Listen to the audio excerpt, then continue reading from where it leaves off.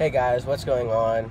Welcome back to K&L Gumball. Today we're going to be doing a collection from 4 of our locations, and the first location we're going to is a barbershop, and let's go.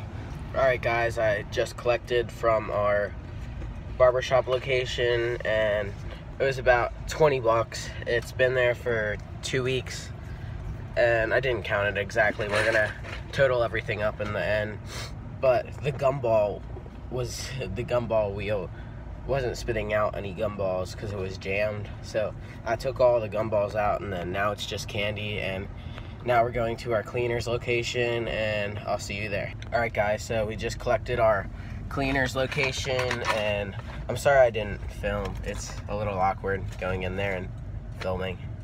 So, but I promise I'll film the next location, which is our Chinese restaurant. And at the cleaners location, we got about 7 bucks in 2 weeks. That isn't bad, but the next location we're going to is gonna be 1 month. So yeah, let's get to it guys. I'll let you know when we're there.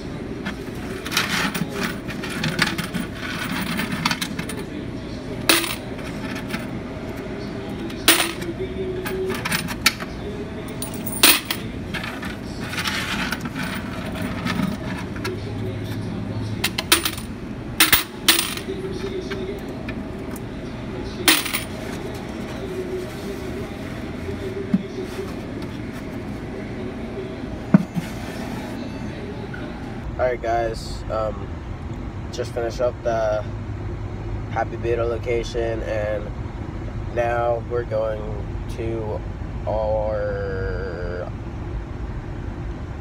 sushi restaurant, and yeah, we're gonna go collect there. It's been about a month, and yeah, I'll see you there.